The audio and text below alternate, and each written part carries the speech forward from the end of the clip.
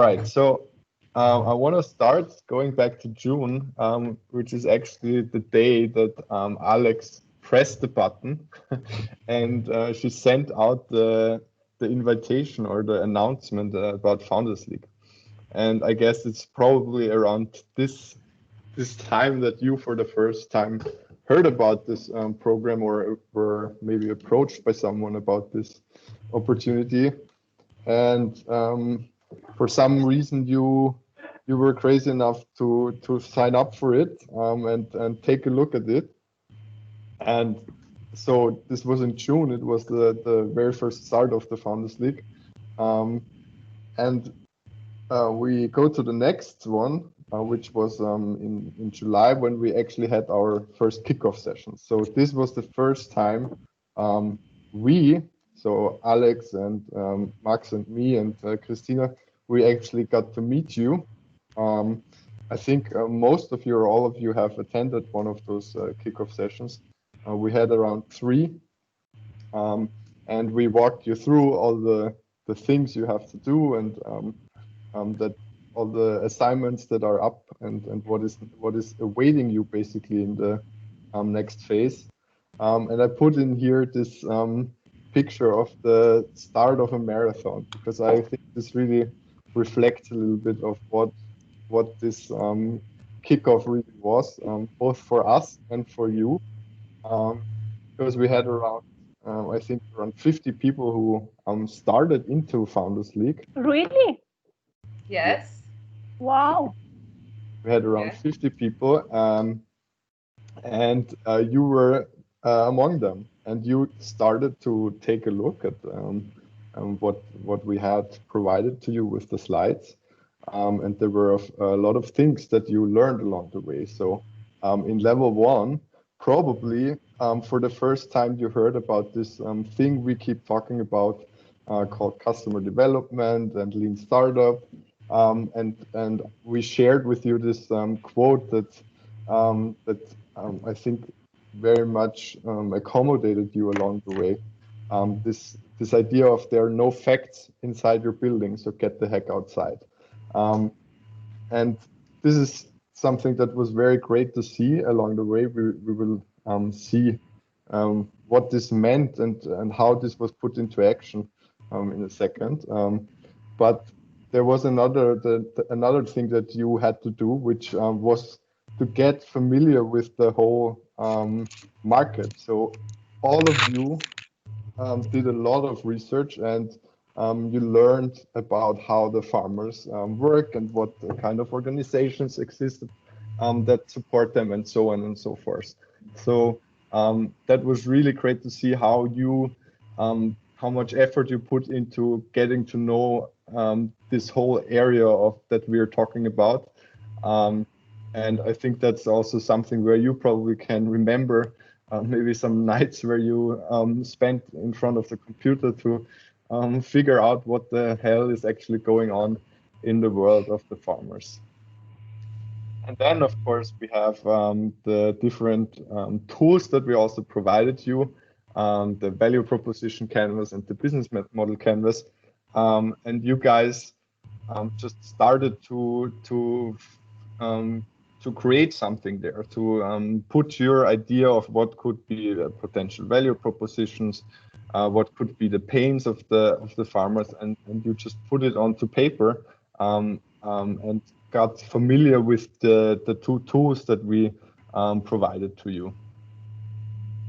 And then, of course, and this was really, really great. And this is probably one of the biggest reasons that out of the 50, you are the ones who continued, is that you went ahead and talked to your customers. So I actually counted here, and I made this nice progress bar. In the first 2 levels, all of you, and that's just the ones who are still here today, and some of you have worked in a team, but you talked to 27 farmers, to 27 customers, and you learned about their problems and what's important to them. And I think this was really great to see, and also for you something eye-opening maybe, because you learned really what is important to them and what problems they have, and you learned how to talk to them. Then of course we had we thought about mapping out the whole experience that they have related to the problem we are trying to solve. We also looked at the tool of customer personas, where you try to define for the first time who can actually be our customer, who can we sell the solution to that we are imagining. And then of course, in the second level, you went back and you talked again to even more customers to get an even better idea of what they're up to, and if these assumptions that you made in the experience map, in the business model canvas, in the value proposition canvas, if they are correct, and if they feel the same way of what you are imagining. And then you had to sketch. This was really great. Actually, oh, that's kind of sad. I had put all of your sketches in here. I think they're somehow lost, but I will try to put them back up. So all of you sketched out for the first time what could actually be a solution, and that was really. They're here. They're on the right-hand side. Look. Ah, yes. Right? Yes. Yeah, there they are. Found them. Yeah. Good. Perfect. So those were your sketches that you had made in the before the level 3 kickoff. So that was great. You had to put your ideas on paper for the first time, and uploaded them to us, and a lot of different ideas came out of that. And then, of course, we had the level 3 kickoff, and the level 3 kickoff was kind of a completely new setup, because this was the first time that you as a team actually came together. You as people who were until then working individually mostly, and you got to know each other for the first time, at least a little bit. And you shared some nice fun facts about each other, of what what crazy thing you would love to do one day. But it was, I think this was a key step that that you for the first time came together as people who were still exploring different areas, and now you came together to work as a team.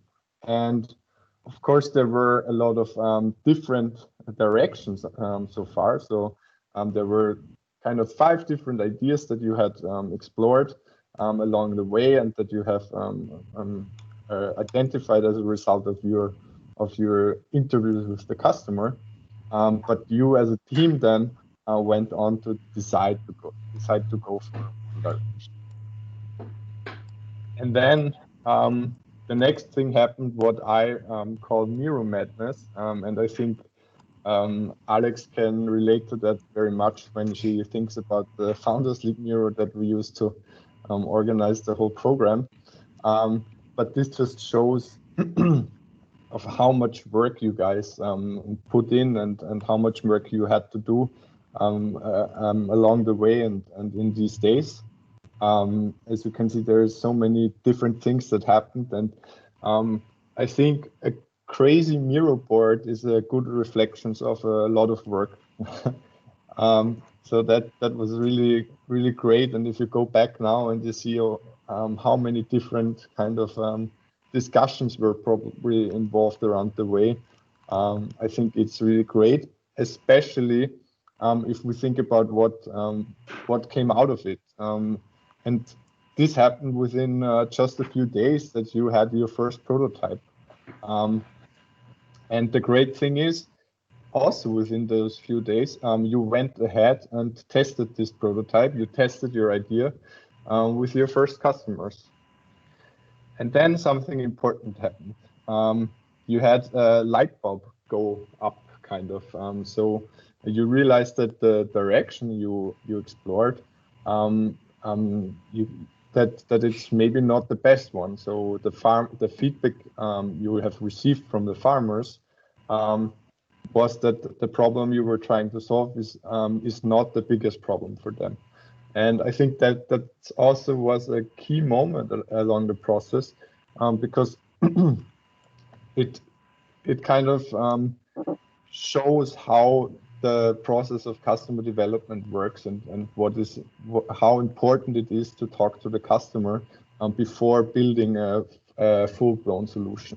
So even though you might think that you failed because this didn't work, for us, or from my perspective, this is a very great thing, because you now have validated or invalidated, however you want to call it, but you have validated that this is a direction that is not worth exploring maybe. And then, of course, within one day, you built a whole second prototype. And I think some of you even went ahead and talked already to the first customers for that, for the second prototype. And this was a very stressful time, because you also had to prepare your pitch already. And of course, there you had the session with Juan, who gave you a lot of, I think, insightful information on how to structure such a presentation, and how to go about telling a compelling story to the audience. And this was really amazing for me, that within one day, you were going from basically having no presentation to presenting in front of an angel investor. And here you really work together as a team. You did a great job, and you were just amazing in the way you went about it, and the progress you made. And of course, today we had our teaming session, where you all were able to give feedback to each other and reflect on what worked well in the collaboration that you did. But I think maybe what is most important in the end is that all four of you, you had the experience of talking to those farmers, and you have identified some kind of problem that they have. And all of you have worked in the past weeks and maybe even months to find a solution, or to find, first of all, to find a problem that the farmers have, and now also going on to find a solution for them. And I feel like, by the way of how much effort you put into that, I have the feeling that all of you care a lot about this, the target audience, or the customer also. So you care about the topic of agriculture and the farmers, and you really want to help them. And I think it's great that in what kind of short amount of time you first of all learned about all the methodology, but most importantly, you went ahead and talked to the customer and learned about the problems, and identified some directions that are worth exploring now. And so you have created even your name, Fermier. Good. Yay! We help farmers grow. And yeah, just to close this off, I mean, this path that I drew here, it doesn't end now. I mean, there's still a lot of opportunity in what could be ahead. But yes, so I just wanted to use this time to reflect a bit on the things that you accomplished in this short time.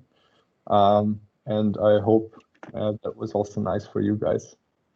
Okay, can we try a real applause? Do you think it works that if we all unmute ourselves and clap, that it sounds like an applause? Shall we try that? I